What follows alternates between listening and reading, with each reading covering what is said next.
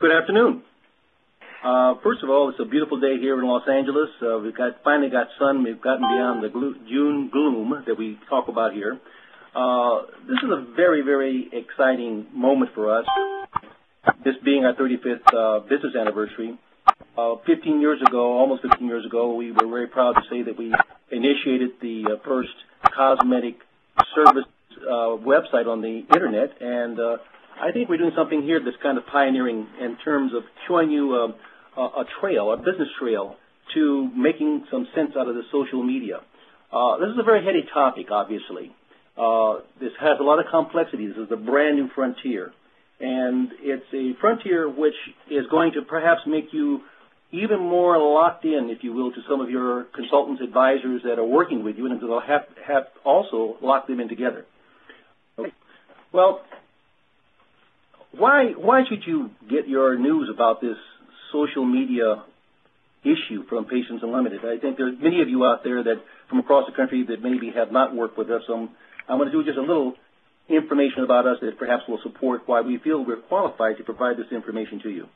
One, there is generic information available, but trying to extrapolate it and use it and apply it to your particular situation is going to be very, very challenging. I promise you that.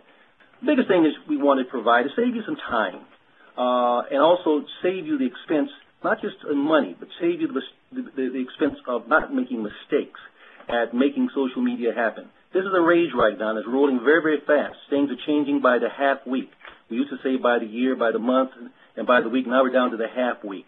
The biggest single issue that we want to be sure that you are aware of, that we are very, very aware of, for those of you that were around when we did our, again, ahead of the trends, talking about HIPAA and its implications almost 6 or 7 years ago, there's a lot of HIPAA issues going on here. It's very possible to shoot yourself in the foot. It's very possible to accidentally get hooked up on one of these networks that are passing patient data around, their pictures and their background information, that today perhaps instantly, but then when someone gets in trouble, you're in a litigious situation where you're being sued for making a mistake. So there's things here that we'll be covering that will help you avoid that.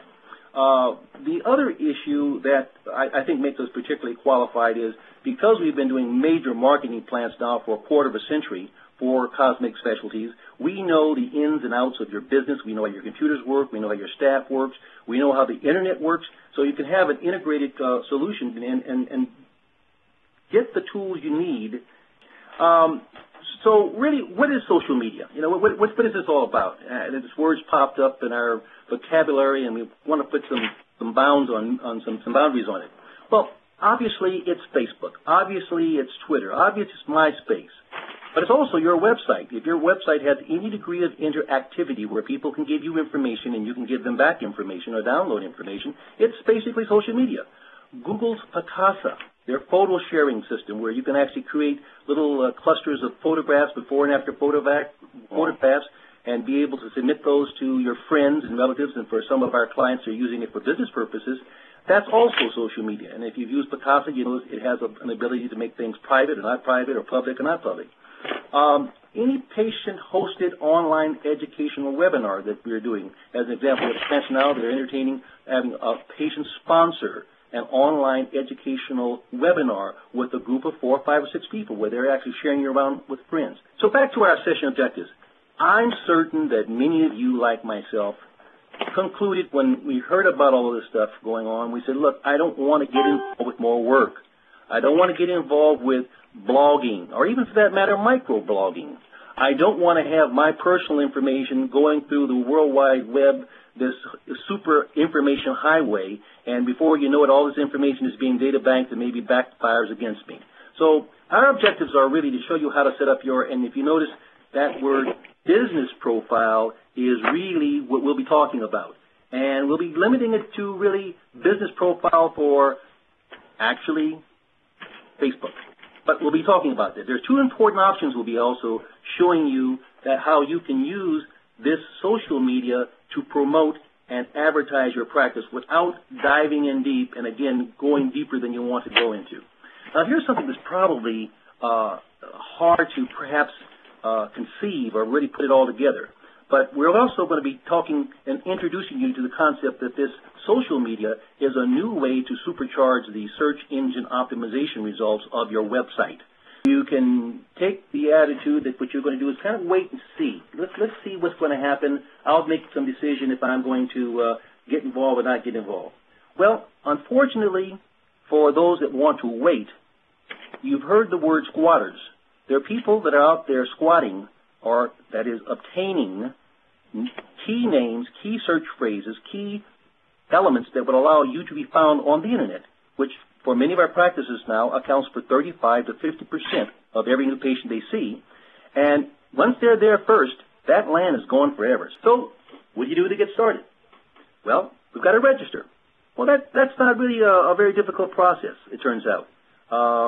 In fact, there's no secret code or secret handshake or a wink.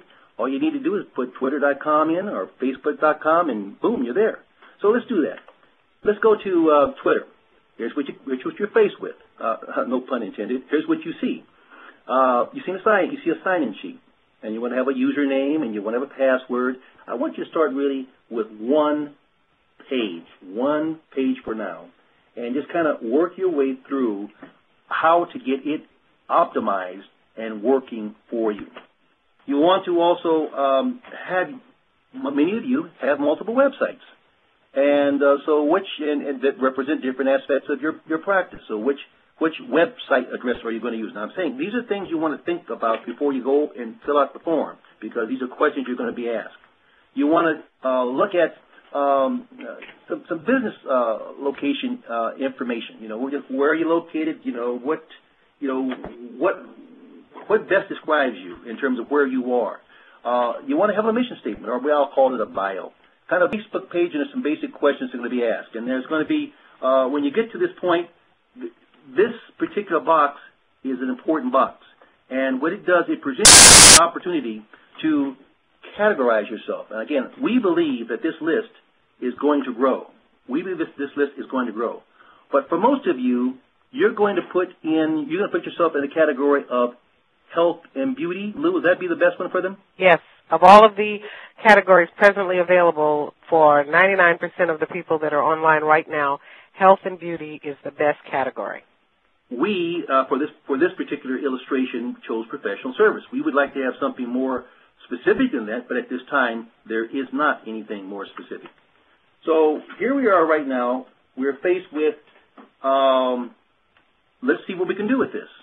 Okay, so we just said, well, let's put our women's plastic surgery website stuff up.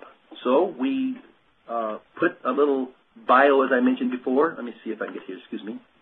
We put our little bio up there, which you can see right there under the picture there. There's some words, and that's our little bio. It tells you what we do. And we put our picture up. Said you had to have a picture. And as Lou corrected me, of course, there's the name that we put up there. And we said, okay, fine, we've got that going, and for right now, we're going to keep moving on. There's some more information we could put down here, but we didn't, so we didn't hit published. Now, supposedly this is real time, but it's not going to necessarily show immediately. And that might be kind of disconcerting. It might take as long as maybe a half an hour before it is actually loaded. There are so many people that are using the system that things are really going on heavily. Now, let's go one step further. We published, and we said, okay, fine. Let's create an ad. Now, here's where we have an option. We can now create an ad, or we can have an ad that's placed on by Facebook on our page. So what happens here is, if you click this button here, you then move into the opportunity of creating an ad. Now, Lou, would you like to take it from there? The title is the first thing that they will see. And then your message, 135 characters. Again, you want to think it through very carefully, because with that limited amount of characters, you want to make sure that what you say is going to cause them to want to click on that ad and go to the link on your page that then gives them the full information.